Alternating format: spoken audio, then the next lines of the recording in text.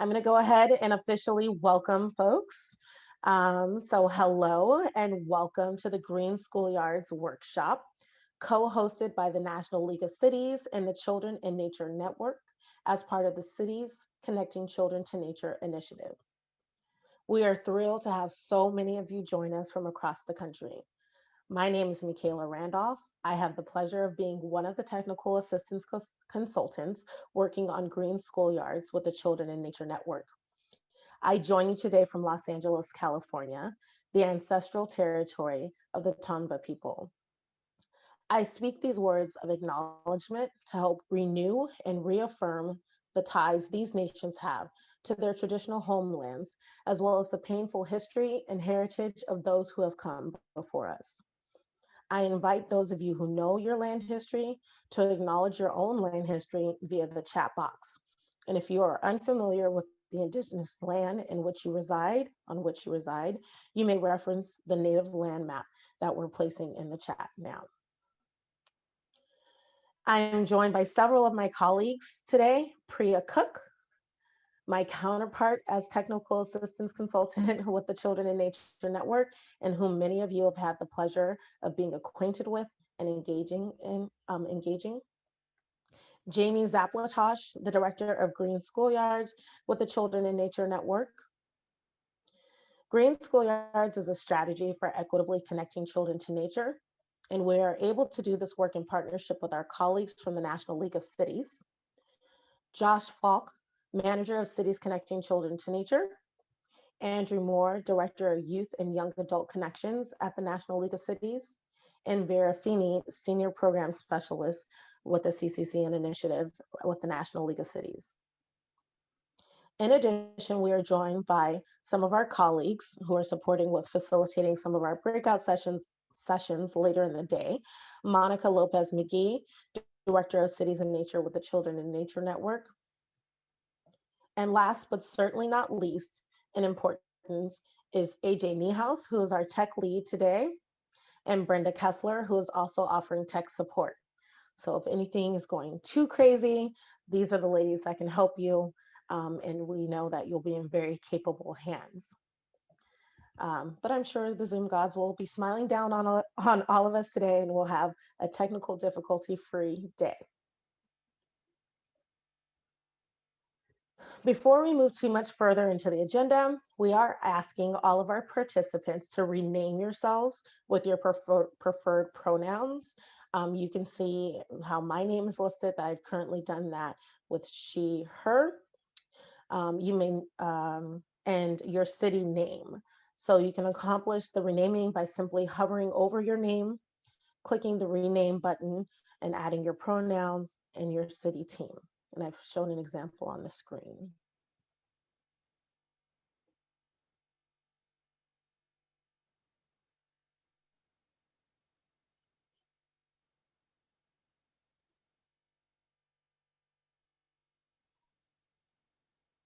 And while folks are doing that, and I know many of you are probably has been more than enough time becoming acquainted with Zoom and the almost year that we've been in this pandemic, and many of us under safer at home orders.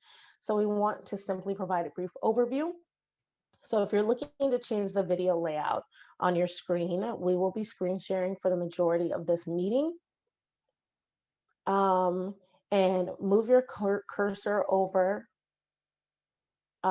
to the upper right-hand corner of your screen and select one of the two options. In speaker view, you'll just see the person speaking, such as myself. We've actually helped you to focus a little bit more by spotlighting whoever is speaking.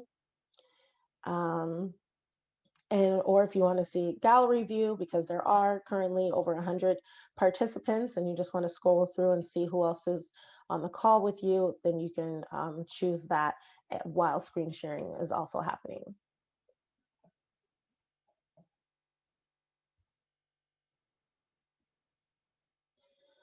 So I'm sure many of you are curious as to who all is in the room with you today.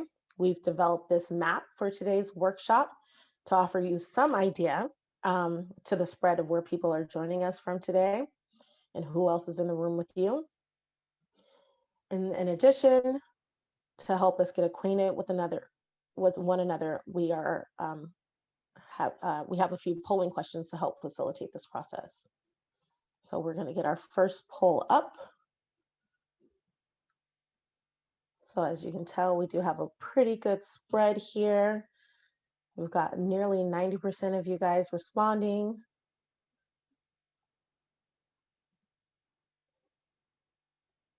And apologies if you have to pick Western to make us look better if you truly are Southwestern.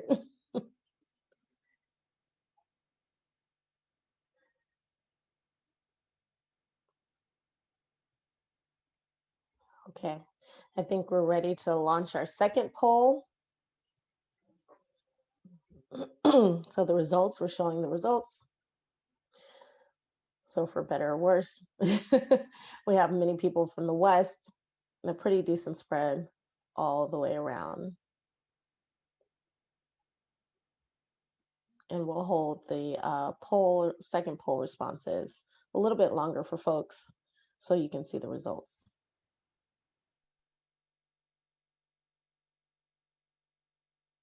Okay, so I think I'm hearing that folks are not seeing the second poll, but I show 91% of you guys have participated in the poll. So I'm not sure what's going on there.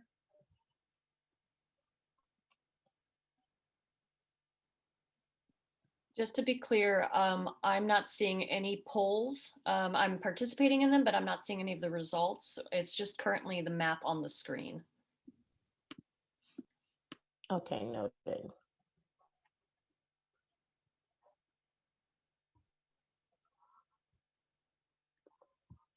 So with about 92%, we're gonna share the results of which best describes your city size. We'll hold that so you guys can really see that information and see the results of that. So it looks like the majority of you are representing cities with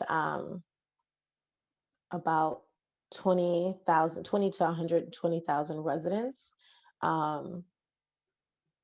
followed by larger cities representing 500,000 to 1 million residents.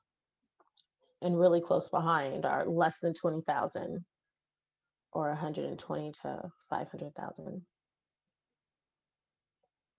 And those results are also being shared in the chat. Thanks so much. Okay.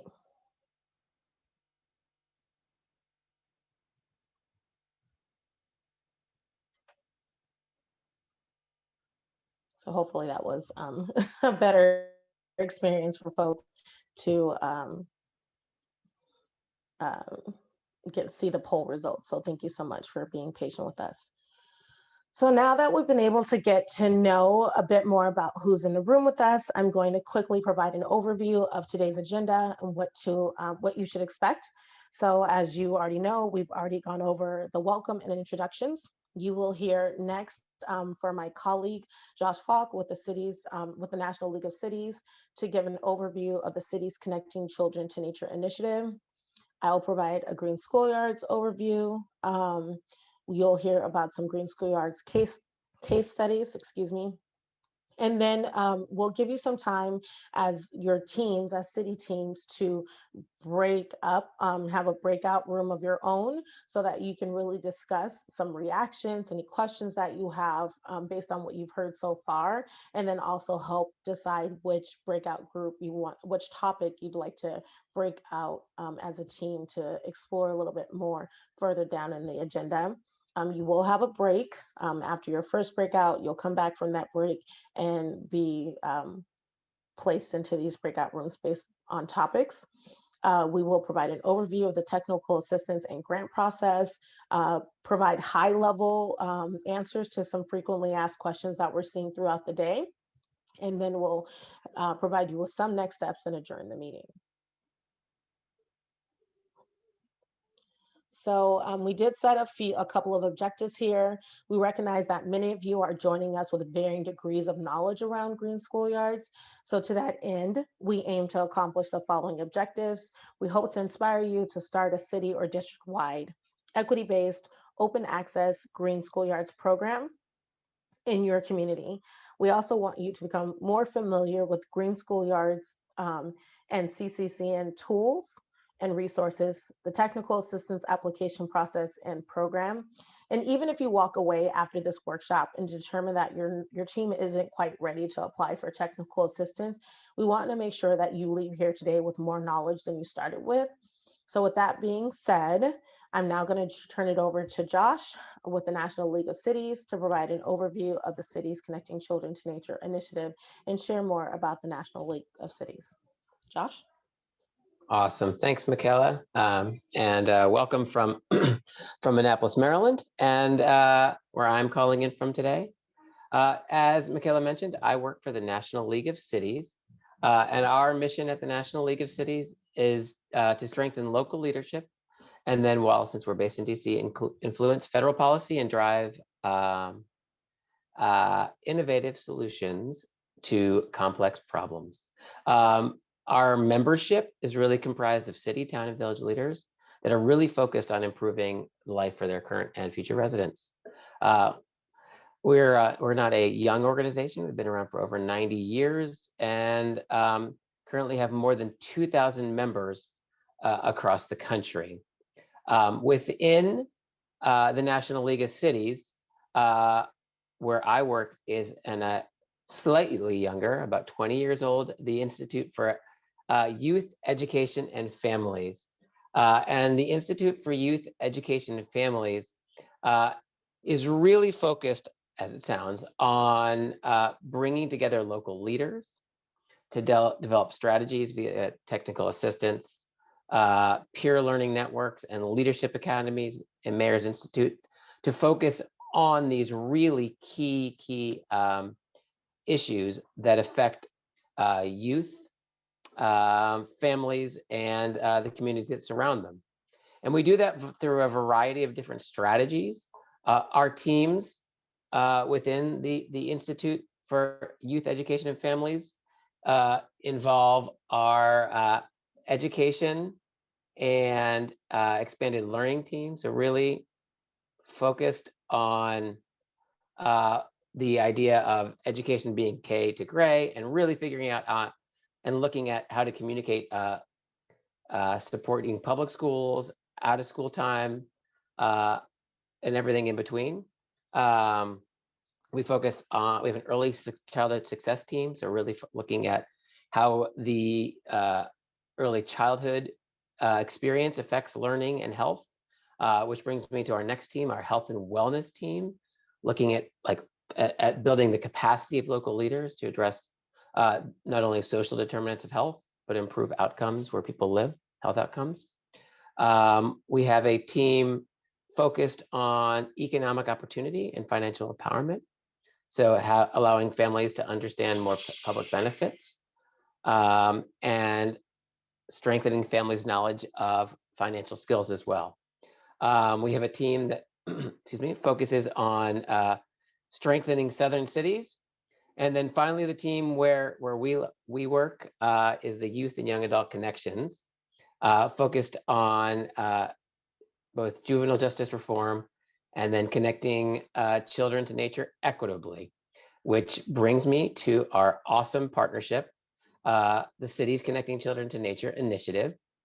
And that initiative is a true partnership with the Children in Nature Network, and you'll hear from the team from Children in Nature Network in a moment, a little bit more about their background and who they are. But really broadly, this initiative, the Cities Connecting Children to Nature initiative, is focused on really engaging leaders and having leaders be a key part of that process in improving equitable access through a variety of different goals integrated across city agencies, and today sort of non-city agencies as we look at school districts as well, and operations. We also really focus on infrastructure, so implementing strategies that actually provide the infrastructure to get kids and families out into those natural spaces. And then we really want to create programs and experiences that draw children and families to those natural spaces as well. We've been around, this initiative is in its 6th year. And we have several different cohorts. We're in 18 different cities across the country. And here's yet another map. And hopefully we'll be adding some of your cities to this map to expand it more broadly. And the way that we work within the Cities Connecting Children to Nature initiative is focused on the idea of system change, excuse me. And we really believe that the systems change approach is key to advancing and sustaining equitable access to nature. And that the way that systems change works, it's really focused on advancing equity by shifting those conditions that hold a problem in place. We've got this inverted triangle here, that's focused, that sort of highlights the way that we look at the idea of systems change, and that those systems change conditions are more likely to be sustained when you work at these sort of three levels of different kinds of change. So structural or explicit, up there at the top, those structurals of policy, practices, and resources. Relational or semi-explicit, who we start to break down as ideas of power dynamics and relationships and networks. And then that sort of transformative change focused on affecting attitudes and beliefs. My colleague Vera will actually be leading a breakout later on to delve a little bit more into the idea of systems change and how it impacts the work that you do with Green Schoolyards. So I encourage you, if you're interested in this idea, to jump into that breakout later on. Using this idea of systems change, Green Schoolyard, Cities Connecting Children to Nature initiative has worked on a variety of different strategies, including green schoolyards, out of school time learning, green career exposure, youth leadership development, enhancing public spaces with nature, early childhood nature play, nature smart libraries, and helping cities create a children's outdoor bill of rights. And that's just the tip of the iceberg. We are expanding hopefully into a variety of new strategies, over the next several years. And I look forward to, in particular, expanding our Green Schoolyards work. Can't wait to hear what you all have in mind as we get into our breakout groups later on this afternoon. And with that, I will pass the proverbial microphone back over to Michaela for the next part of our agenda. Thanks so much, Josh. I really hope you guys found that informative. And I am going to, I will provide an overview of Green Schoolyards, but before I do that, we actually have the pleasure of our president and CEO of the Children in Nature Network here with us today. So you guys are in for a special treat. And so I'm going to toss the microphone over to Sarah Milligan-Toffler, who will provide you a little bit of an overview of the Children in Nature Network. And then she'll toss it back to me and I'll talk about Green Schoolyards more in depth. Sarah?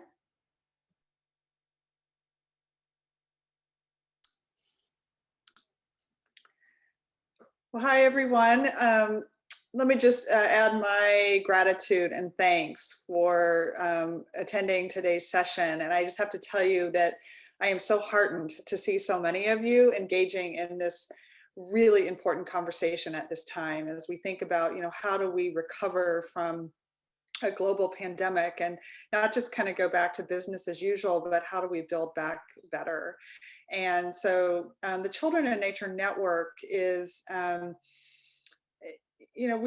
we really believe in, a growing body of research, and just the lived experience of our team shows us that regular time in the outdoors, in nature, really does support children's healthy development. But we do know that children are really spending less time outdoors, and that, from all of the research that I have seen, that has been exacerbated by the pandemic. If you could go to the next slide, that would be great. The pandemic has really exacerbated children spending time indoors, for school, and parents essentially being concerned about children spending time outside and maybe being exposed to COVID. So our hope is that as we come out of this pandemic, that we can recognize that nature really is an underutilized and free resource that exists in every community to help reduce stress, build belonging, increase resilience, and improve educational outcomes as we all seek to help young people reach their full potential.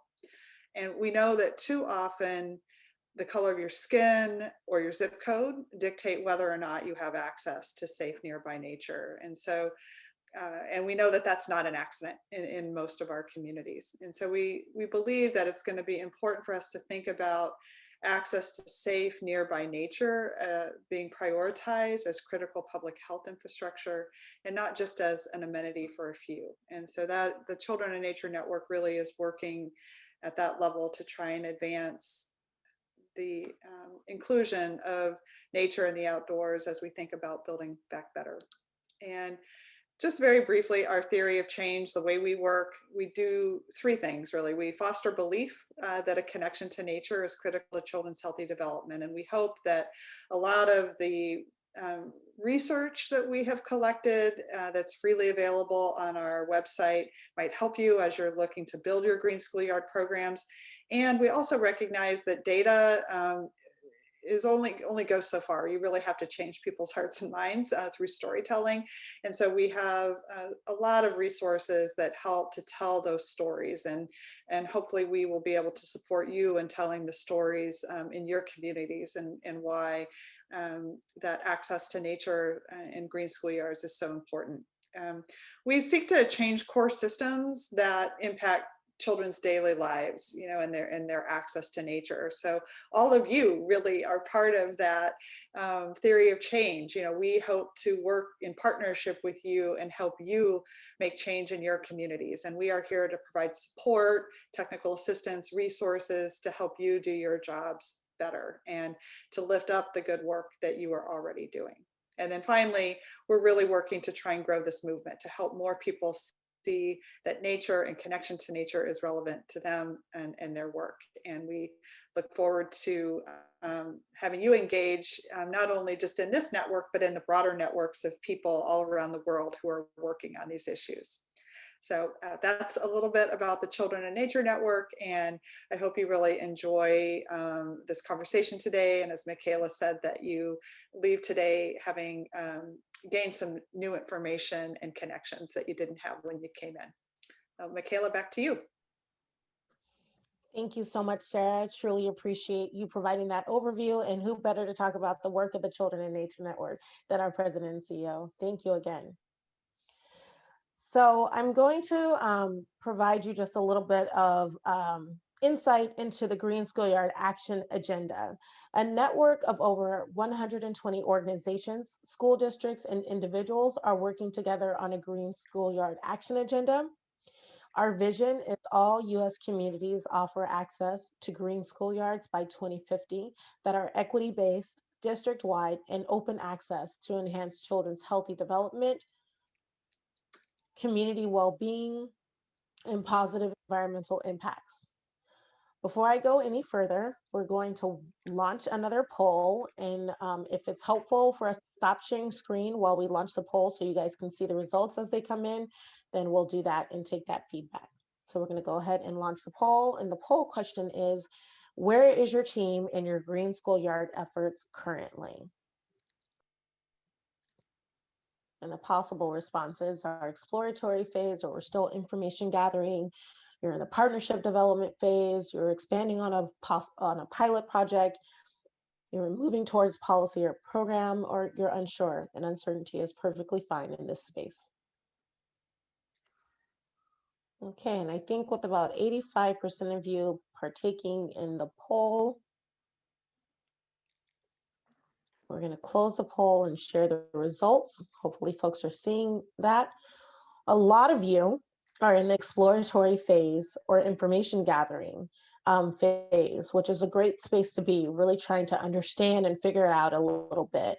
What is the path forward? Is this, understanding even what a green schoolyard is? So we're looking forward to providing additional information and hopefully supporting that. For those of you in partnership development, I think we'll have some breakout sessions later on in the agenda that might support those efforts, as well as expanding on a pilot project.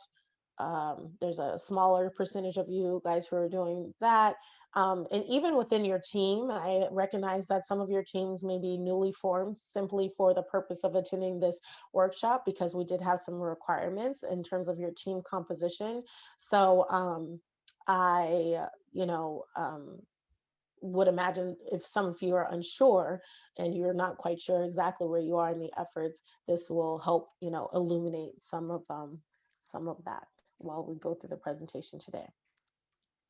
All right, so with that being said, I'm going to move forward with identifying what green Schoolyards are. Sorry, the poll. Okay. So this, let's see, can we advance the slide? I know, AJ, you're doing a lot. Thank you. Okay, so this is what most schoolyards look like today. Either a sea of asphalt or grass with a piece of playground equipment plunked down in an extraordinarily small portion of the schoolyard compared to the opportunities the space could offer. These spaces are costly to schools, school districts, and the overall community. So when I think about Los Angeles, where I reside and was raised, the schools in one of the country's largest school district and the largest school district in the city often take up a full city block. So when I visit these schools or drive by these campuses, I often think, what a missed opportunity.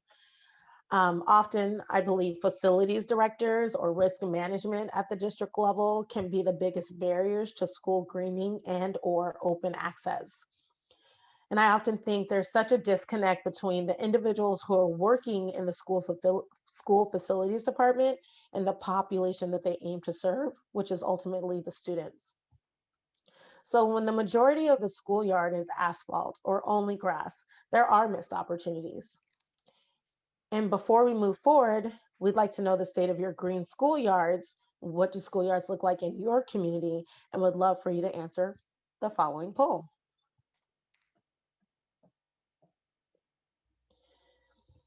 And we're asking, what is the state of your schoolyards in your city? Are they mostly asphalt? Is it mixed across the city? You're seeing some variety.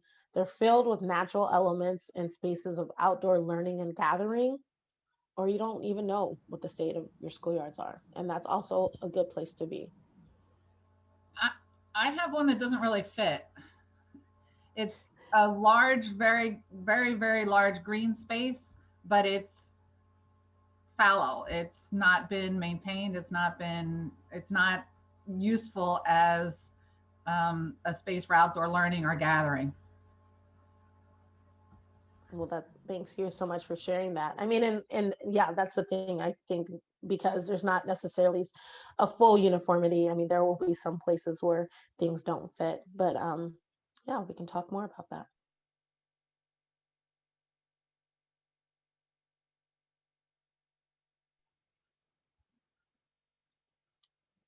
So we have about 83% of the participants who have responded to this poll. We'll give folks a couple more seconds.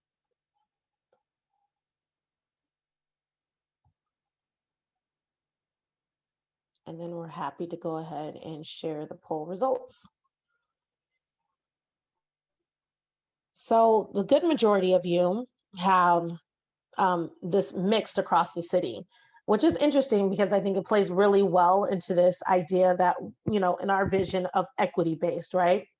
So you might actually have some schoolyards in your district or within your city that, might look like ideal places for children to play, for community to gather.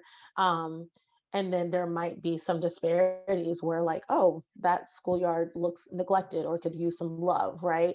So that's one of our most popular answers. And then that's followed by 24% of you have said they are mostly asphalt. And while the schoolyard on the screen is in Chicago, like literally in LA, our schoolyards look the same. So it's just really fascinating to see that comparison in two completely different geographic areas. And then a small percentage of you see your schoolyards that are filled with natural elements and spaces for outdoor learning and gathering. And then about 12% of you just don't know. And again, safe place, safe space. That's a perfectly fine place to be in currently. Okay, so I'm going to educate you a little bit about green schoolyards. Thank you guys so much for participating in that poll. Okay. So, sorry. So what I showed you was a before picture, but schoolyards can be so much more. Schoolyards can offer ample play area to engage more children during recess and PE for increased physical activity. They can be a space that reduces stress levels and increases mental health. They also can be a space for outdoor classroom areas. Sorry, one second. AJ, can you go back one slide to the potential? Thank you. So they also can reduce in stress levels and increase mental health. They can serve as outdoor classroom areas for hands-on learning, helping to meet environmental literacy plan goals. And then there's an increase in academic performance, enrollment, student attendance, and attention, all things that school districts really care deeply about. And then lastly, from the community perspective, they can increase family and community engagement and social cohesion. So there's a lot of benefits and potential that a schoolyard can offer, and more specifically, if it's green. So if we ask ourselves, what is a green schoolyard? So the Children in Nature Network defines a green schoolyard as a nature-filled, multifunctional school ground designed for and by students, teachers, parents, and community members that offers spaces to play, learn, explore, and grow. During out of school time, green schoolyards are ideally open for community use, increasing access and serving as a park and improving health and well-being of the surrounding community. So they also can include, so I know a lot of people often think green schoolyard, let's plant a garden. Green schoolyards are so much more than a garden. They can serve as an outdoor classroom, which I provided an example earlier. They can have native and pollinator gardens. They can serve as a place for stormwater capture and stormwater management. There can be traditional play equipment on these campuses or on the schoolyard, and or nature play areas, or a combination of both. They can include trails, trees that provide shading, and edible gardens. And they're not limited to what you see, but this is just a snapshot of what a green schoolyard can be. So moving on to the benefits of green schoolyards. Green schoolyards can have many benefits for all ages, depending on how they are used and designed. This graphic, we call it the Green Schoolyards Benefits Wheel, shows many of the ways that people engage with green schoolyards, and is a great way to identify possible partners or growing a green schoolyard program. So if you take a look at the green schoolyard benefits categories, community, environment, learning, health, and wellness, there you'll also see areas where there's overlap. So for example, if you notice that you're looking for the benefit of beneficial play, well, that overlaps with health and wellness and learning. And if you're looking for benefits of environmental literacy, then that overlaps with learning and the environment. And lastly, I'll point out the benefit of water management, which benefits both the environment and the broader community.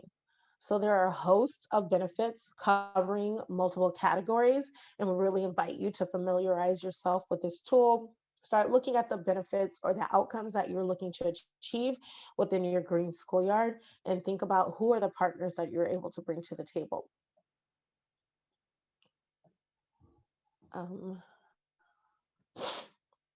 So again, it isn't enough to just build a new schoolyard though. Once there's support, once there is support, funding, and policy for starting a green schoolyard program in your community, many things will need to be considered, such as the implementation and sustaining sections of this graphic. Um, so I think it's a really great opportunity to use this graphic to really understand where you are, to ask yourself these questions around, oh, do we need more resources, or to think about like, what do we need to do to make the case to our key decision makers in our school district? Um, also funding is something that we'll talk a little bit more about, but also thinking about identifying policies and partnerships. So when you think about sustaining not just this one school yard, but really having that district wide effect. So how can you make sure that you're looking at where the need is for green schoolyard is needed most, and also pairing that with some policies and programs to really sustain that. And then lastly, I will just share that we know that green schoolyards need to be highly utilized, not underutilized like so many of the schoolyards are today across the country. So not only thinking of places to play, but also places to learn. Many states have environmental literacy plans or requirements and next generation science standards, so that require hands-on outdoor learning. So while new curriculum isn't necessary, teachers do need to feel comfortable with taking their class outside to teach in a different setting.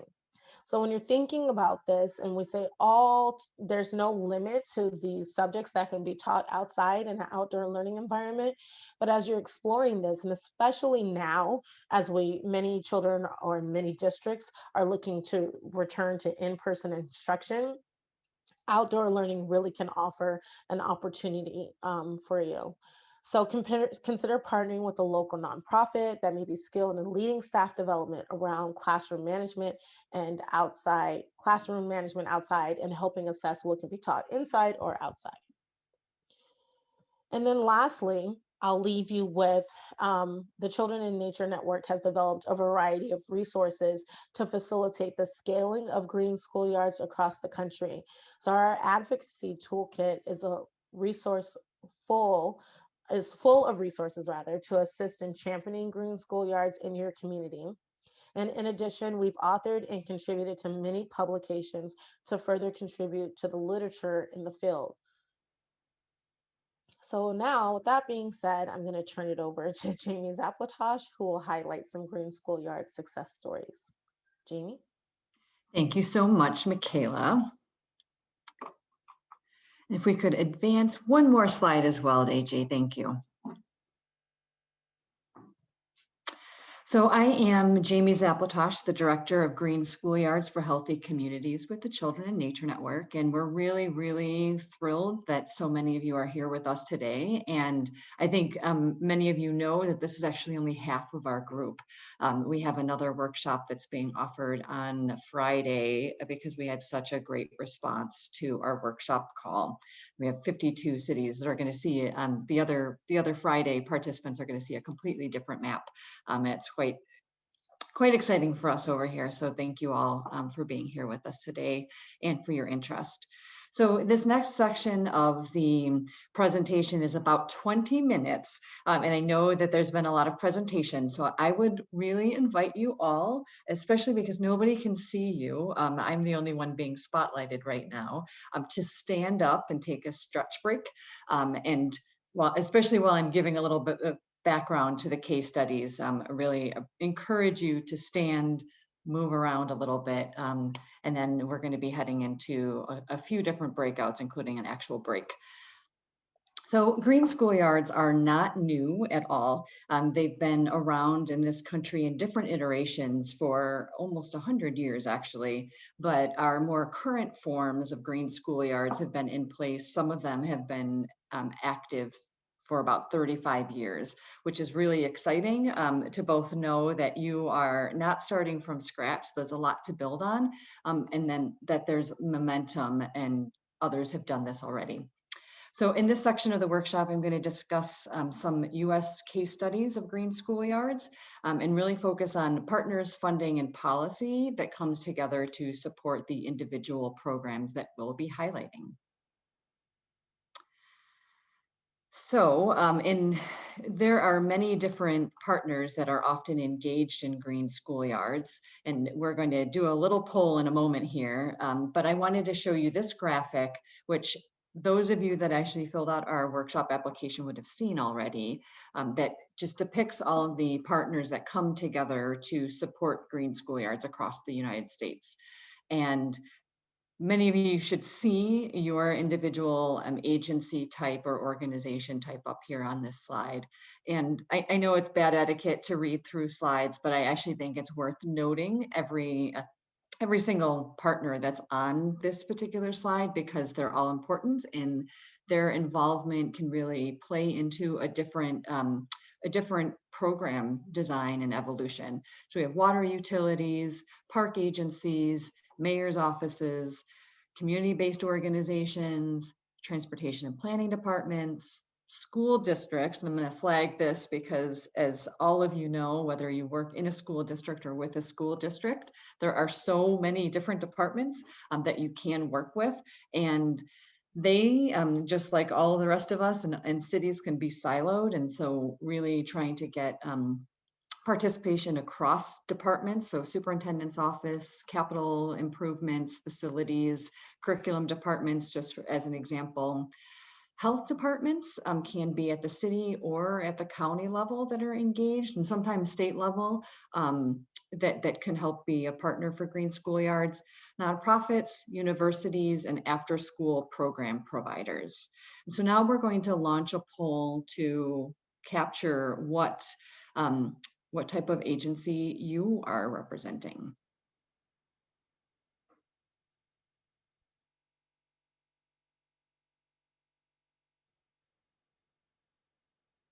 You all are getting so good and so quick at responding to these polls. Really appreciate it. Although this one might take a little less consideration of where you land.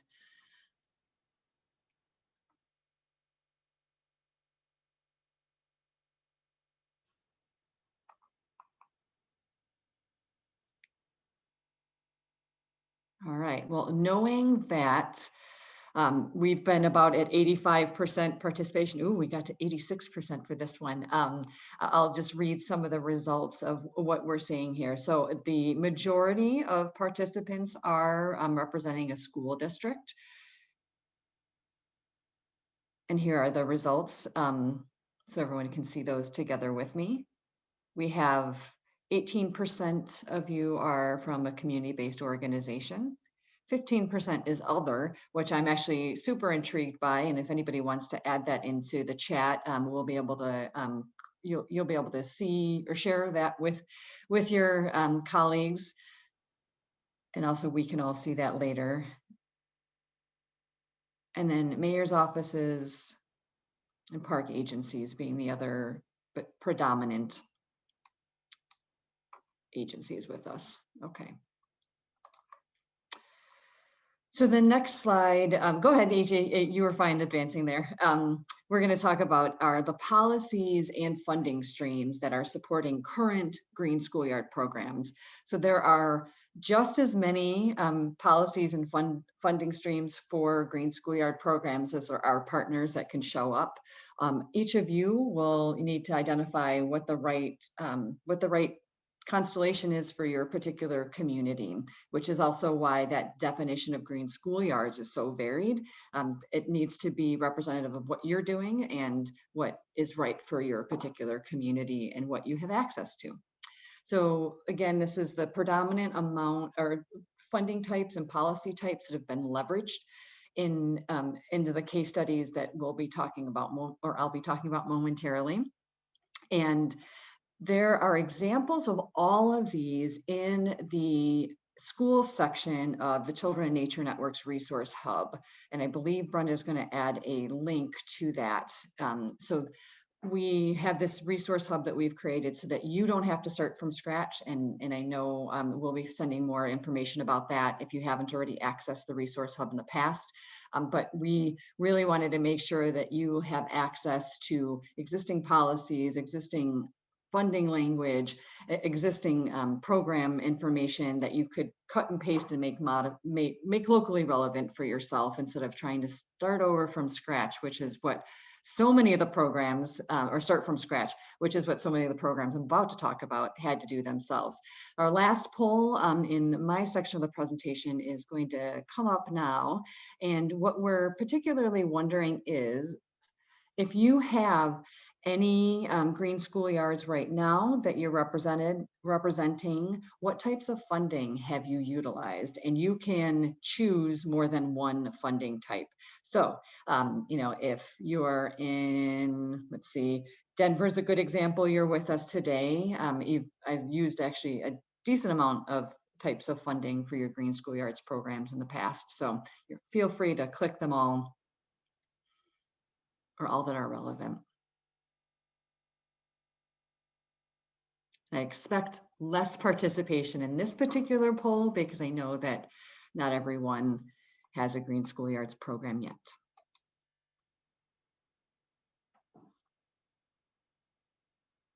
And we'll give a couple more seconds here. Again, understanding that many of you are in the beginning phases and won't have selected either of the or any of these options. Okay, we can go ahead and close the poll.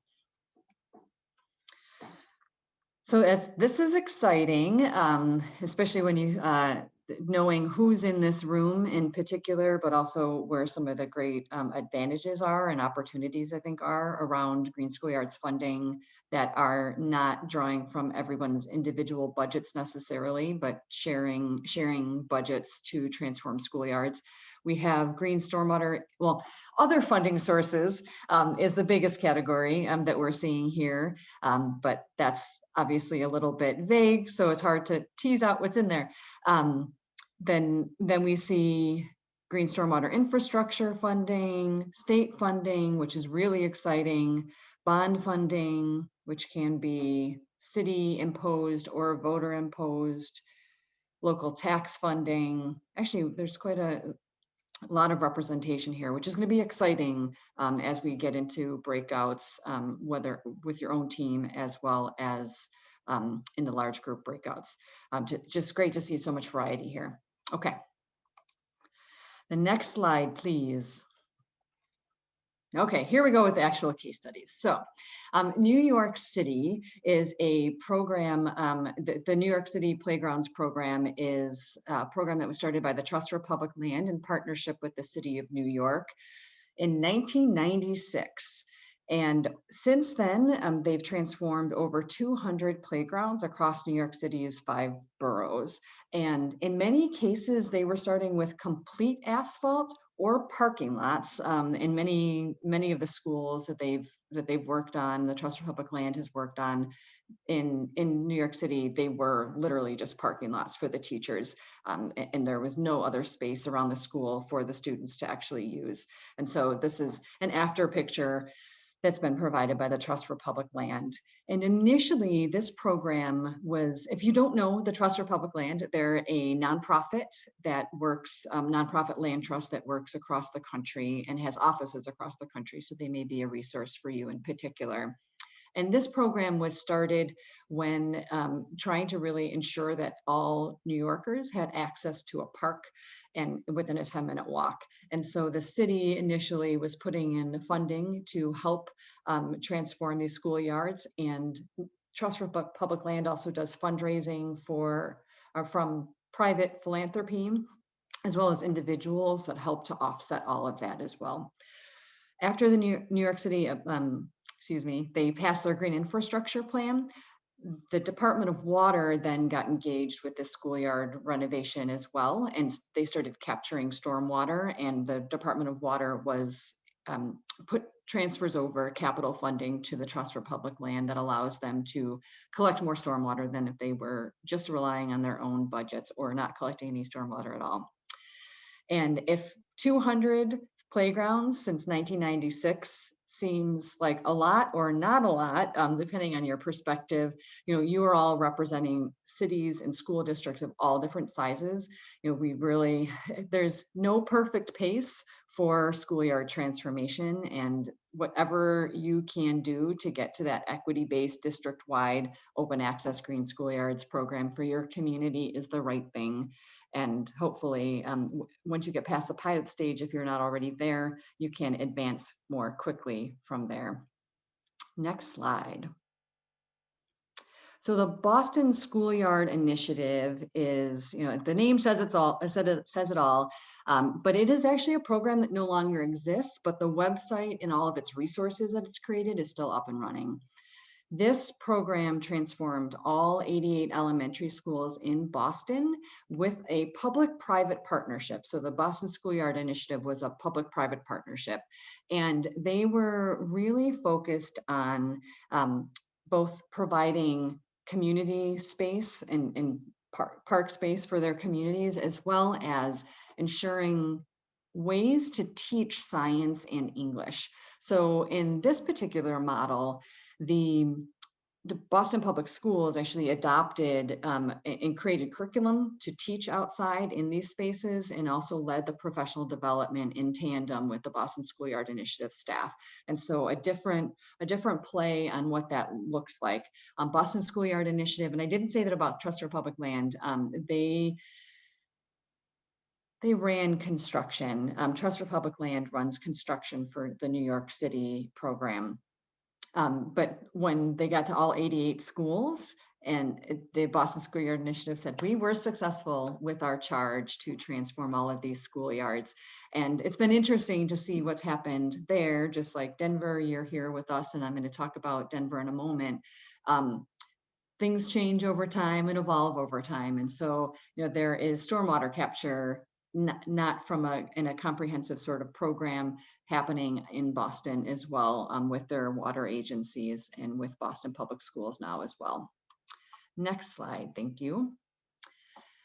So this is a picture in San Francisco that you see education outside on the slide, but this is a snapshot of what one public school looks like in San Francisco Unified School District. And this particular program, so they've transformed over 84, not complete transformations, which you can see from this picture.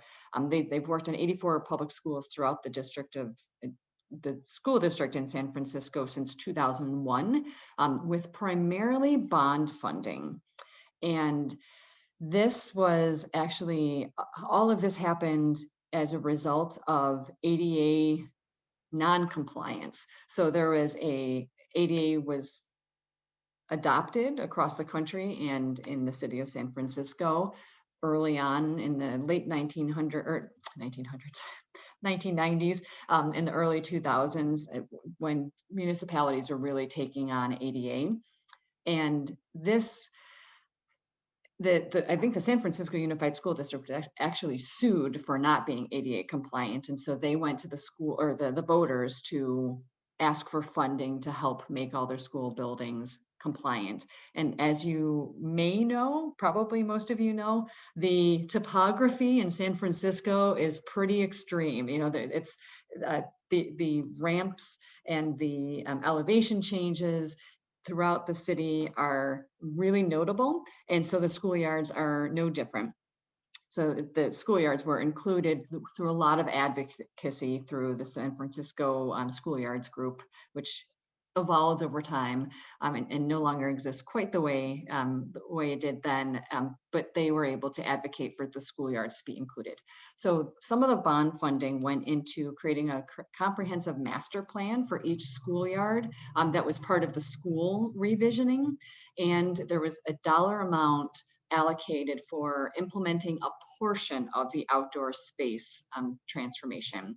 And this slide actually represents Education Outside, which is a nonprofit that has since also, I don't want to say defunct, but the right word is not coming, they've sunsetted as well, where they would hire AmeriCorps Vista members to help teach outdoors, and they would be the lead teaching staff. And so every classroom would go outside at least once week to have instruction, and they would be supporting the in-classroom staff to do this kind of work.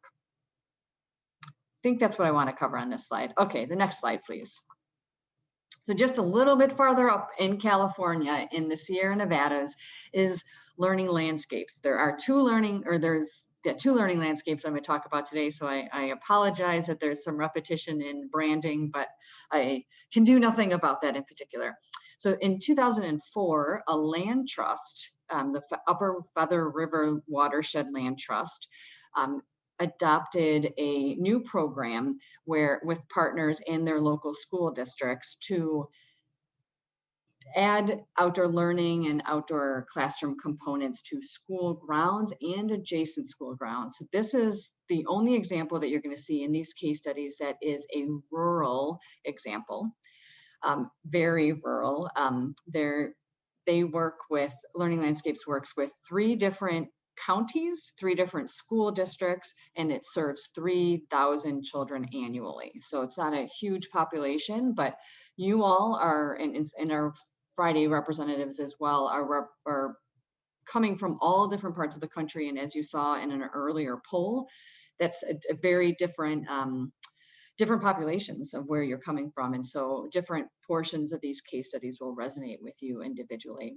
And in particular, with this Learning Landscapes, they really wanted to ensure that all of their students were connected with their local ecosystem in the Feather River watershed. This program has installed these outdoor classroom spaces, as well as trails and different components in adjacent property, so that teachers feel comfortable and have the tools and resources to go outside and teach. They do support all staff professional development as well. And while I never would say if you build it, they will come, as an example here, Learning Landscapes did such an amazing amount of groundwork putting in these outdoor spaces and training their staff to feel comfortable to really go outside and use these spaces with or without additional staff, that when the pandemic came, and which we're still in, they were really able to fully utilize these spaces even more than they had been already. I believe Rob Wade said that these spaces were all being used about once a week by each individual classroom, and that moved to once a day. And since school has come back in session, which is really exciting, especially so many of you are interested in outdoor learning. So our next slide is going to focus on OutTeach. This is a national organization that provides professional development, mentoring, and modeling for schools with outdoor classrooms. Sometimes they help to install the outdoor classrooms, and sometimes they don't. It depends on what the existing conditions are at the individual schools and school districts all over the country that they work at. They're an independent nonprofit that works outside of the school district with partners with the school district. And the primary funding that comes for the installation of the spaces that they do install are corporate funds.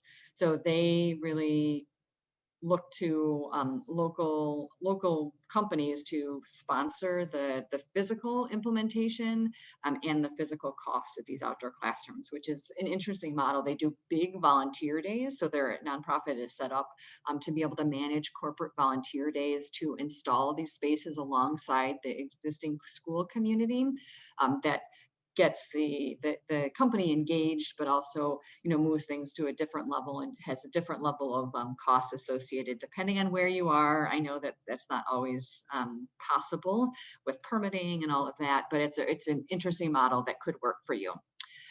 They primarily focus on improving student achievement and student outcomes, though, that's their focus through all different types of curriculum and social emotional learning.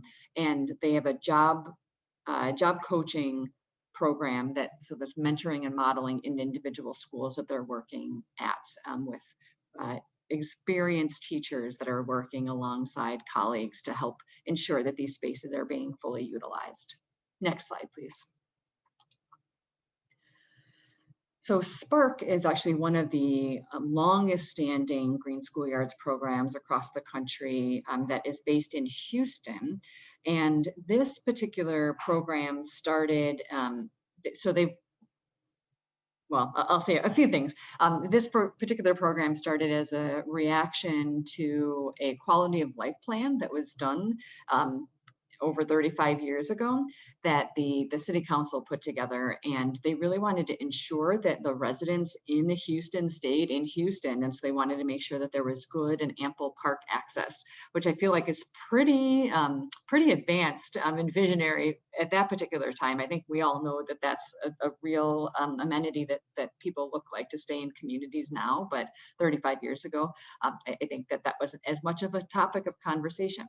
So within the city, they actually seeded a quasi city agency that works. So Spark works within, they have offices in City Hall in Houston, and they've transformed over 200 community parks in the 17 school districts that touch Houston. Houston is a really large geography with a lot of school districts. And so you can only imagine how many agreements that Spark has in making sure, and different ways of working with each of those school districts. And so I know some of you are in that space too, where you have multiple school districts that touch your geography, or that you're vice versa in a school district that touches multiple geographies. And this is in Harris County, Texas. I want to say the funding mechanisms here, they do, or they historically did receive city funding for park improvements.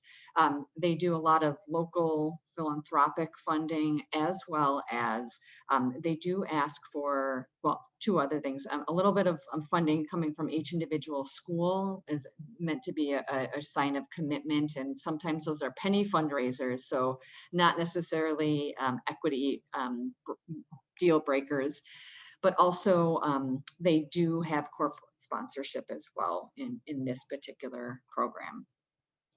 All right, two more, and then we'll be done with these case studies, but hopefully you're getting a lot of ideas for what might be locally relevant to you. So we do have a Denver team with us today, and actually several of you were on the tour when we hosted the Cities Connecting Children to Nature Leadership Academy in Denver in June of 2019, where these pictures were taken.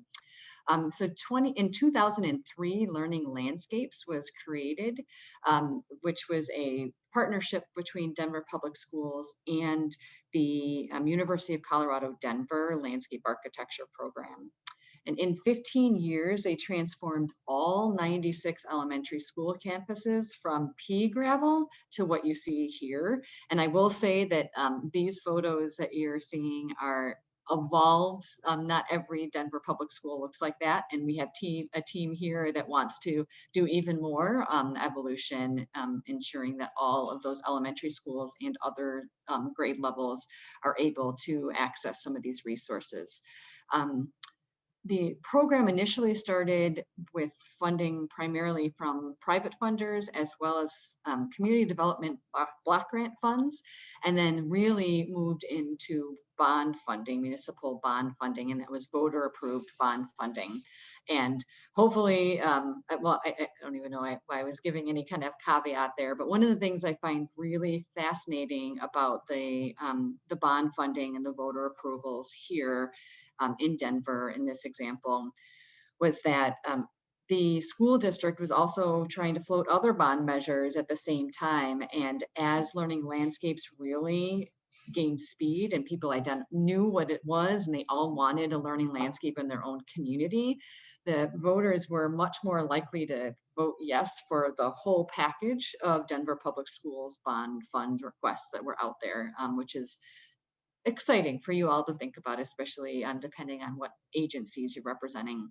And they do a really great job with participatory design practices, and had a specific focus on physical education initially, and I know that that's expanding, and National Wildlife Federation and their eco program are part of this now. And so really trying to integrate all grade levels and nature play and native plantings in much more, and vegetable gardens more than had been in the past. And last, Space to Grow. This is a program that's near and dear to me because I helped to co-found it in Chicago. So Space to Grow, Greening Chicago Schoolyards, transforms the schoolyards into vibrant places to play, learn, and be outside.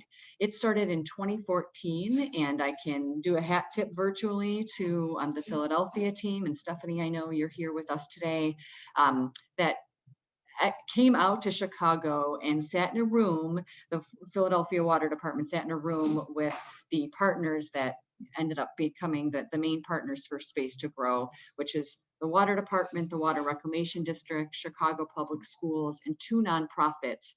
And Philadelphia came to talk to Chicago about what they were doing, and in a little bit of envy and competition, as so happens across city bounds, our team in Chicago was like, we could do that. We could do green schoolyards and capture stormwater here. And in particular, the water agencies were in, when you think about policy, were in violation of the Clean Water Act because of the amount of sewer overflows that were going into the local waterways.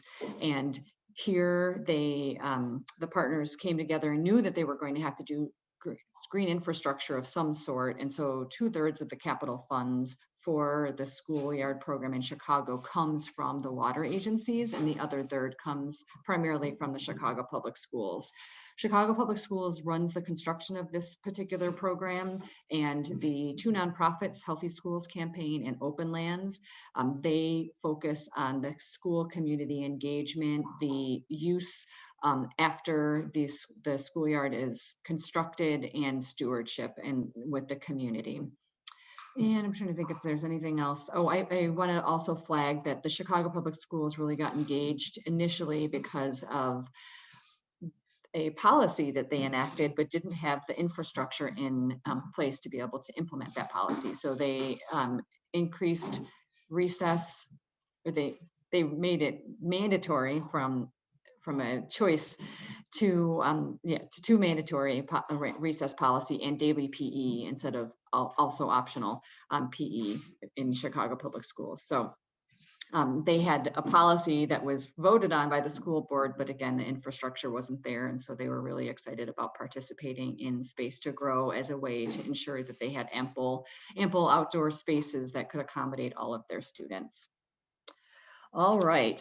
That is the end of the case studies. So our next thing that we'll be doing here is getting into our city team breakouts. So you've heard a lot from all of us, and we appreciate your patience. Hopefully you did get up and stretch while you were listening to me and Michaela, but we want to give you an opportunity to now digest with your teams what you've heard, and be able to ask more questions, think about what might be right for your individual teams in this 20-minute breakout. So if you have any questions that come up, if you haven't already been putting them in the chat, many of you have, please go ahead and do that. We will not have full access to all of the common chat or the breakout chats, but a few of us will be going around into the breakouts and kind of combing through to see if there's any chat items that we should see, not necessarily to peer in on you. We want you to actually have your independent talking time with your teams, but we really just want to make sure that if there's anything that's coming up that we are able to support you. These are some suggested talking points that we're also putting in the break or in the chat, so that'll carry with you in case you have anything you want to talk about or dig into any of these if you need anything to talk about and need some guidance, but you probably won't. Next slide. So you are actually going to get an option. There's going to be a big, so just like the polls, you're going to see a big list pop up in front of you potentially, or you'll have to go into this breakout room icon, which is on the lower side. If you hover over the bar, that you'll be able to pick out what your city name is and then join that particular breakout room. Trying to say Michaela, if there's anything that you want to add to what I'm saying, please feel free You're to doing jump in. great. You're Okay, doing great. And someone did ask, will the list of breakout topics be in the chat? So yes, we're going to drop that. That might be your next slide too, Jamie.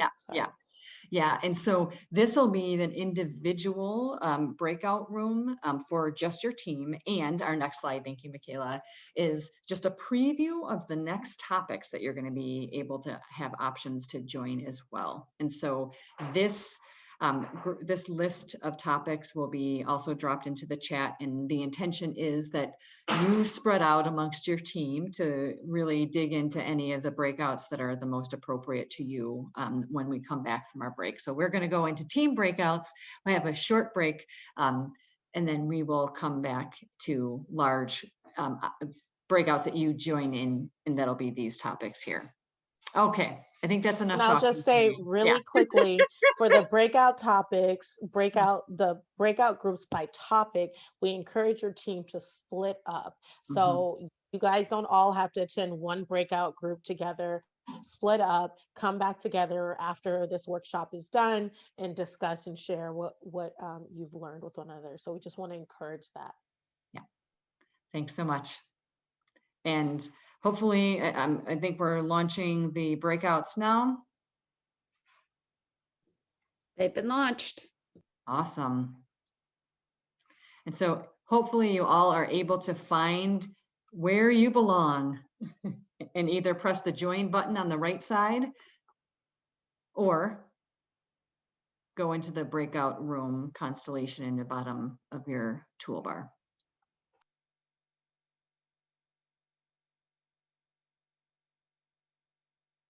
Should we see the breakout room invite? I don't see anything. You can go to, if you didn't see it come up, you should have an icon wherever you have the place to mute your audio or turn off your camera. There should be a breakout rooms icon like this. And if you click on it, you should be able to get to it. If you can't, I can put you in there. Hi, I'm Felicia Chanella from Poughkeepsie City School District. I am a district leader, and I don't see a number 2 to join the breakout room for school district leaders.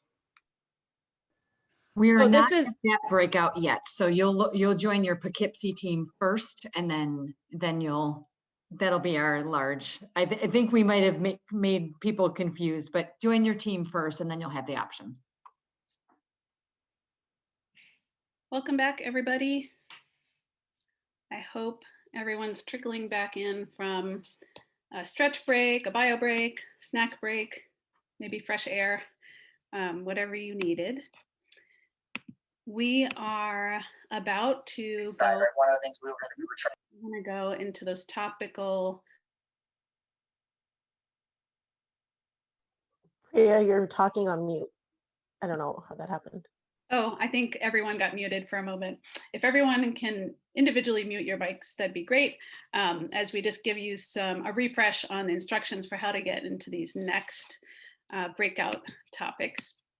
So to further engage with each other and answer the questions that you may have generated and discussed with your city teams in your last breakout session, we are now going to transition into the 7 breakout groups listed here on the screen by topic. And as others have said, we encourage you to split up with your teammates so you can take in different content. And if you didn't quite get to that in your discussions, it's okay, because you'll have a chance to switch groups if you see that you all picked the same one right at the beginning.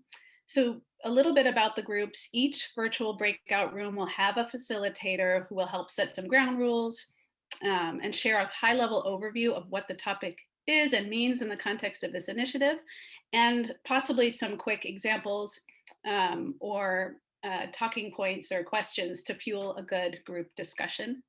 So again, you can take a moment to review this list of 7, consider where you would like to go. And I am on the next screen going to show you how you will get there.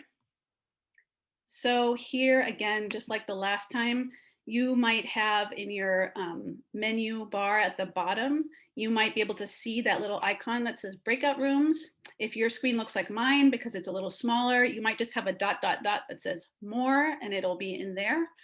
And there'll be a list of, once you click on that, there'll be a list of the different breakout rooms, and you can just click the one that you want. For those who have technical issues, no problem. We have our wonderful team here to help you. You can just tell us in the chat which one you're trying to get into, and we can assign you there. And I think that more or less covers how we're going to get there. So I know there's some questions popping up in the chat. We'll get to those, but AJ, if you could go ahead and launch the breakouts, we will see you all on the other side. All right. I hope that in your breakout groups, you're able to have as wonderful as a discussion as I did with the Measuring Success group. So many great peer examples and questions. And I know maybe there are still some out there, and we will do our best to answer any lingering questions by the end of the workshop. One thing that we know from your workshop applications that you're eager to discuss and learn more about is the technical assistance opportunity that follows this workshop. And so the next segment of the workshop will devote to discussing what technical assistance is and how it can help you with your Green Schoolyards initiative.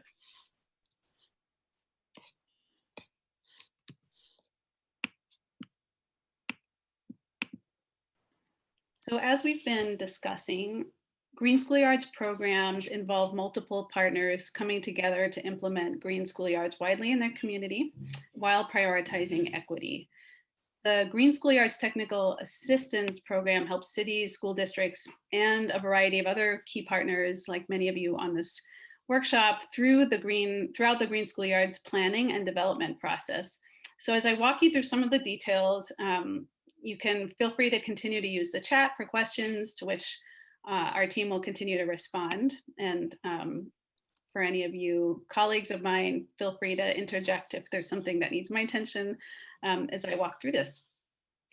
So cities selected for the 30-month Green Schoolyards Technical Assistance Cohort would receive partnership development and training, vision and goal setting and implementation support, measurement support, and access to a national Green Schoolyards network where you can discuss and workshop ideas and things with your peers. So ongoing peer learning is a big component of this, and professional development and resources to support your local efforts. In addition, there's up to $20,000 per year to support each team's local planning and implementation capacity. So you can see on this overall timeline image I have up here, what, some of those components are there, some of the milestones listed below. And I'm just gonna spend a moment talking about the specific types of technical assistance and kind of the format of those things that'll be happening in that 30-month window. So when we get started, likely in April and May, all team members will be expected to attend a cohort kickoff series. And so in lieu of an in-person orientation, this series will virtually jumpstart your team planning and hopefully with some information and inspiration. And then as we get into our groove with technical assistance, we'll have individual city team calls at least every other month. So initially that would look like focusing on your existing partners, policies, and programs to identify opportunities and create your local vision, and also to use that to establish your individual action plan and use tools and resources so that we can use that action plan as kind of your roadmap and guide throughout the technical assistance period. We also bring in outside advisors as needed to provide specific expertise where it's helpful. Alternating every other month with those calls would be peer learning network meetings. These are virtual meetings to connect you with other local Green Schoolyard initiatives around the country for peer conversation and sharing. Annually, there will be technical assistance site visits with Children in Nature Network staff as needed. So in person, when travel is possible, of course, Michaela and myself will be available to support strategic local meetings in person in your city. Cities in the past have used this as a catalyst for growing local buy-in, for partnership development, funding support, vision setting, or other activities that you've identified in your action plan. And then at some point, at a very happy moment in the 30-month timeframe when it's safe to do so, we'll convene in person as a full cohort to learn from experts and peers in person and to step foot in real life green schoolyards. And then, as I mentioned briefly, the matching grant funding is there to support your implementation of Green Schoolyards program and will be allocated to each team throughout the 30 months. So $20,000 in the first year is available for coordinating capacity or data-driven assessment, and grants in the following years, 2 and 3, support coordinating capacity or capital costs, depending on your city's progress. We also will focus on development training and support for pursuing capital and operating funding as part of the technical assistance. So now I'm going to switch gears and talk about the application itself and what that will entail. So there's 3 main components to the application, which will be due by March 12th through an online form.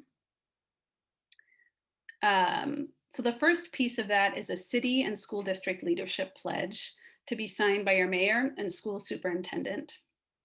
And this is to ensure that you have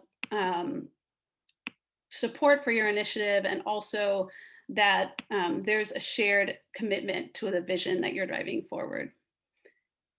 There's also a segment of the application focused on your proposed team. So similarly to this workshop, you would propose a core team of 4 to 6 members who would participate in all technical assistance activities and ensure the engagement of critical partners. For cities, we want to go back. I know there was a large portion of the participants on this workshop come from cities with a population under 20,000. And so teams of that size or cities of that size might propose a team of 3 people. And then finally, there is, well, actually one more note about that. I would say that it is okay, and in some cases likely encouraged, if your workshop team and your technical assistance team look different. I hope that today has been a space to reflect on who are the critical partners that you need to drive forward a vision in your city, and you may or may not have all of those people here today, and that's okay. And so, we expect that in some cases that constellation of people representing your city might change. We also know that even if you put 4 to 6 people down on an application, it may not, and hopefully doesn't, represent the full universe of stakeholders that you have engaged. It's just showing who would be engaged consistently with the technical assistance activities. And then finally, of course, there's a narrative component describing key topics for a successful local initiative, such as partnerships and equity goals, relevant plans and policies, and your desires and what you would like to get out of technical assistance. I can see that the chat has been very active, and I thank my colleagues who've been responding to those, and we'll try and get to any other questions that are in there. But for now, I'm going to pass the floor back over to Michaela to lead us through key dates, next steps, and some question and answers. Well, thank you so much, Priya. Truly appreciate that, and hopefully you guys have, some information to get you started. I'm actually going to toss it back to Jamie to give us to answer and respond to any high-level questions that we have. We know that there are many questions.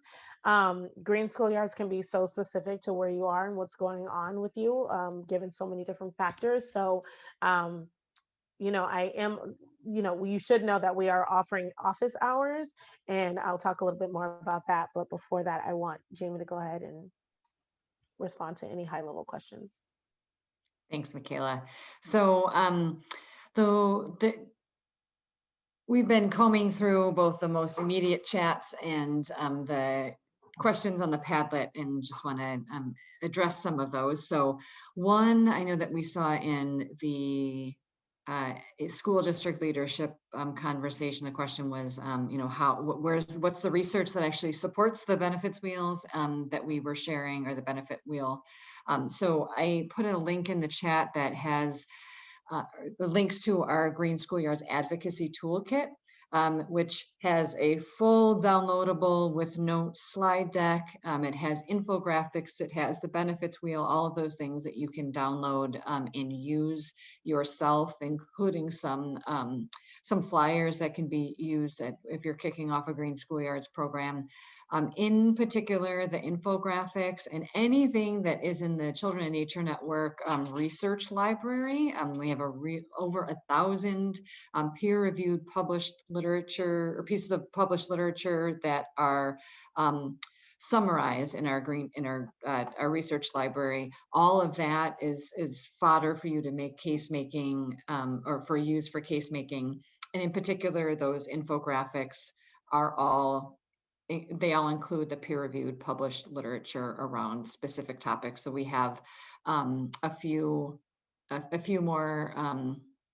Sorry, I'm distracted by the questions that are coming up. We have those both for the city's work as well as Green Schoolyards, and we'll make sure to share that as part of the follow-up. I believe what Michaela is going to talk about is some of these key steps, or key steps and key dates and next steps. All right, now I'm going to go over to my question list here. So how to make the case for a paid coordinator position for the city, or how do you make the case? If you are working with us for technical assistance, there is the option that you'll be able to use some of use the grant funding to hire a coordinator.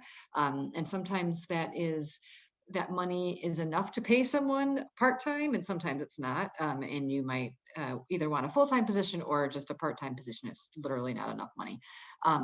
But for you, you can think about how to leverage those resources to potentially have that be part of your match, and be able to hire a full-time person that is paid for partially through the pass-through dollars through technical assistance. So we've seen that happen, for example, in Austin, Texas, where they initially used some of their funding to be able to hire a part-time person at the city in Parks and Rec, and eventually what they did was then embed that position into the city's budget. But it took a little while, and kind of case making that was a position that needed to be part of the work to make all of the things that they were doing successful.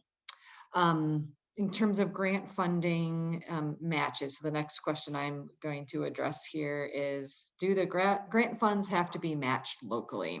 And so we are pretty, I would say, liberal in the way that we look at grant funding. I mean, you all, in order to be part of technical assistance, you're going to have a team of 4 to 6 people, if not more, that are going to continue to support this effort moving forward. And there's a lot of staff time that you'll be putting into that. So that's a good staff time match.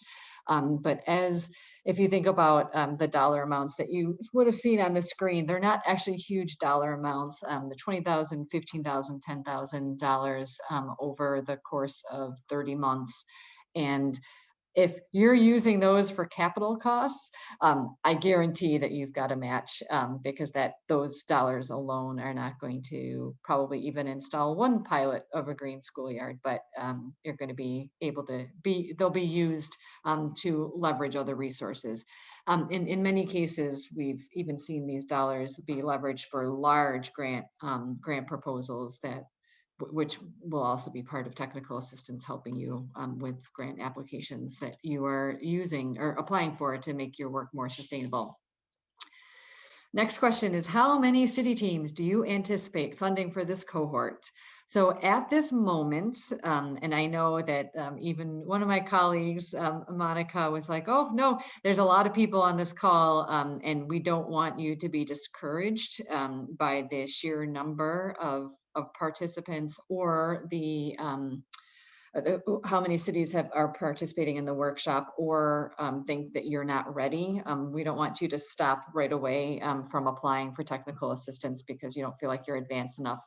There's going to be a big range of who we're supporting in technical assistance. What we know right now is we have funding for 9 cities to participate in technical assistance. And there's been some conversation about additional support for additional cities. And that might happen in this current cohort or another cohort where we're going to try to figure out how to support you as much as possible. We don't want you all to lose your momentum.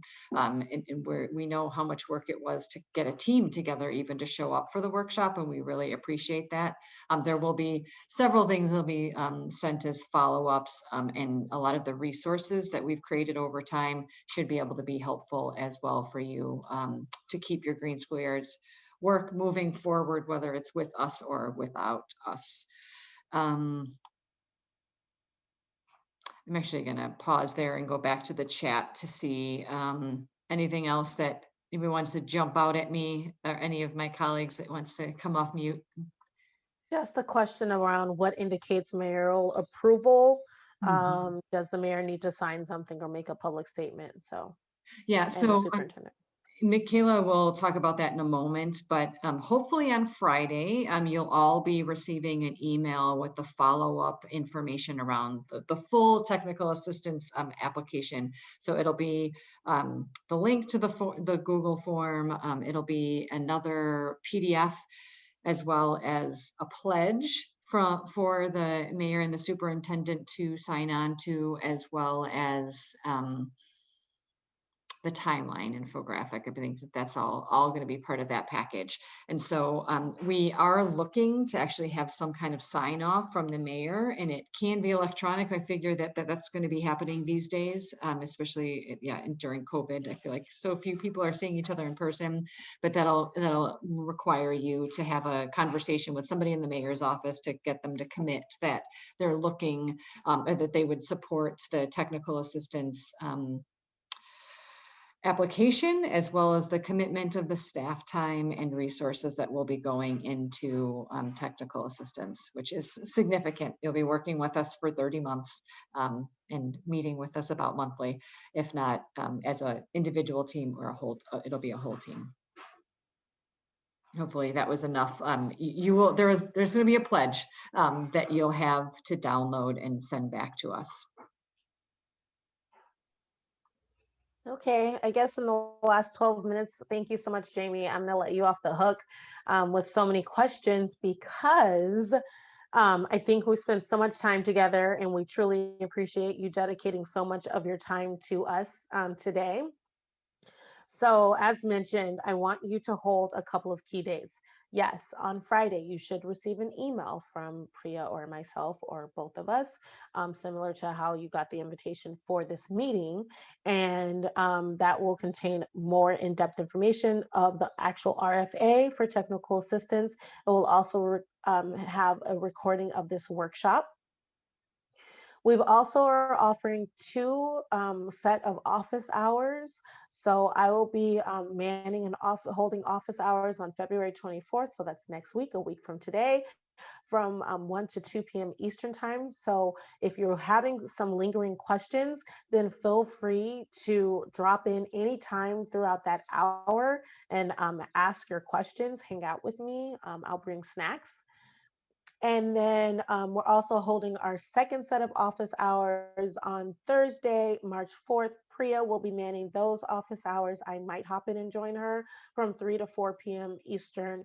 Again, that's just offers 2 opportunities for you to come ask some questions. By this time, you would have received the RFA.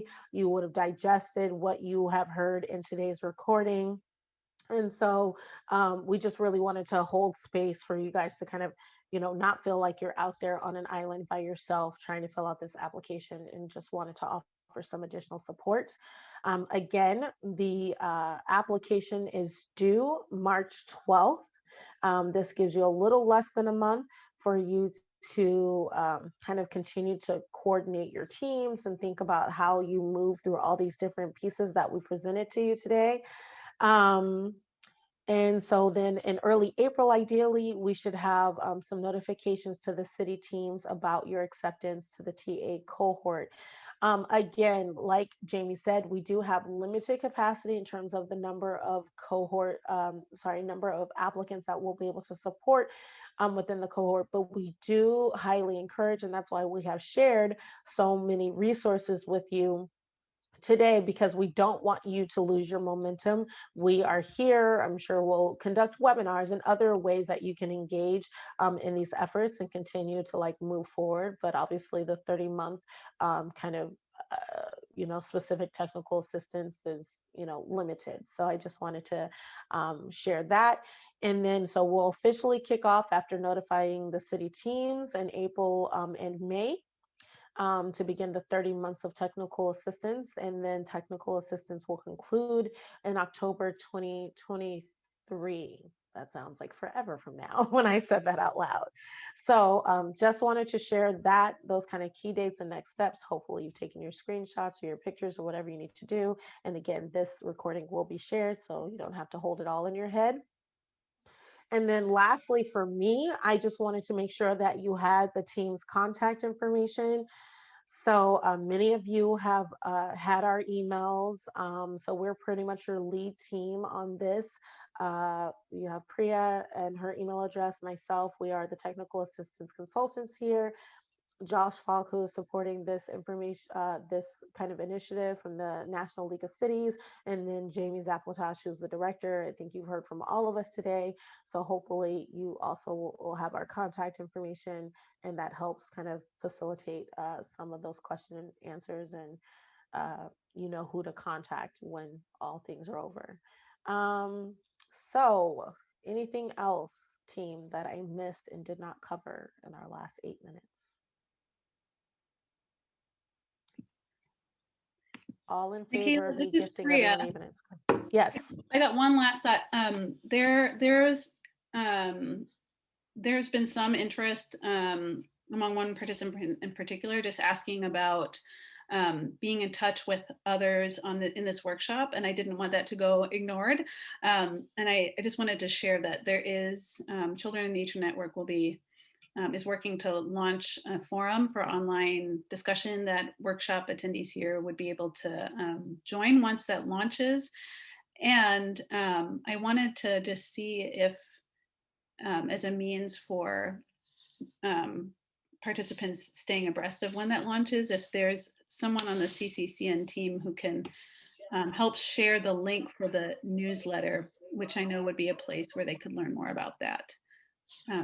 So if I don't know if Monica or Josh or others are on this, if that link could go in the chat, that would be wonderful.